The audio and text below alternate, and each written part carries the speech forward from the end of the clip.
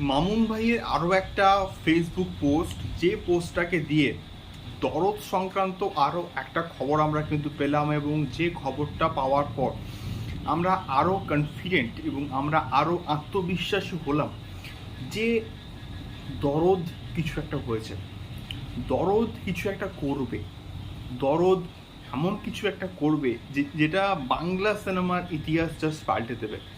Hello guys, আমি Dipen, welcome back to my channel Deep exclusive. So এখন আমি এই ভিডিওর মধ্যে কথা বলবো শাকিব খানকে নিয়ে, শাকিব খানের দরদকে নিয়ে, যে প্রজেক্টটা কিন্তু আলটিমেটলি সেপ্টেম্বর মাসে মুক্তি পাবে এমনটাই কিন্তু আমরা জানি।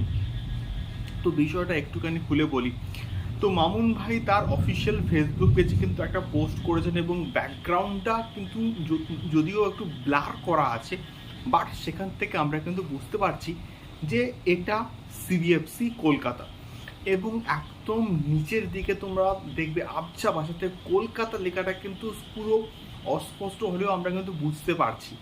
তো আমরা এটা জানি যে বিভিন্ন দেশে কিন্তু দরদের সেন্সার সার্টিফিকেট হয়ে গেছে, মানে সেন্সার হয়ে গেছে, এবং সম্ভবত আমাদের বাংলাতে, আমাদের কলকাতাতে সম্ভবত এটা সেন্সার সার্টিফিকেট হচ্ছে। এবং আমরা এটাও জানি যে মামুন ভাই এখন আমাদের কলকাতাতে রয়েছেন, এবং তিনি সেখানে বলছেন যে শাকিব খান কি দারুণ করেছে, অসাধারণ, কি দরদ দিয়ে অভিনয়টা করেছে।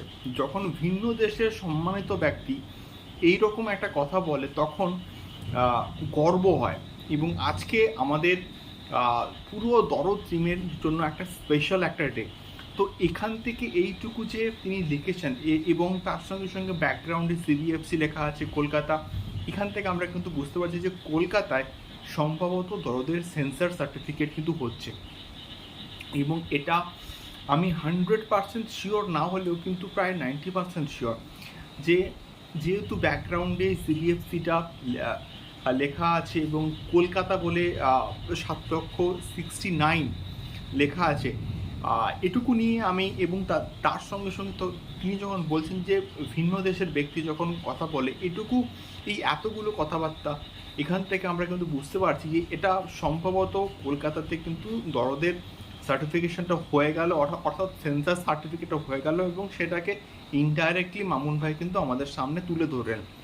তো এই একটা ছোট্ট বিষয় তোমাদের সঙ্গে শেয়ার করলাম, এবং আশা করছি দরদের প্রমোশনস এবার কিন্তু খুব শীঘ্রই শুরু হয়ে যাবে।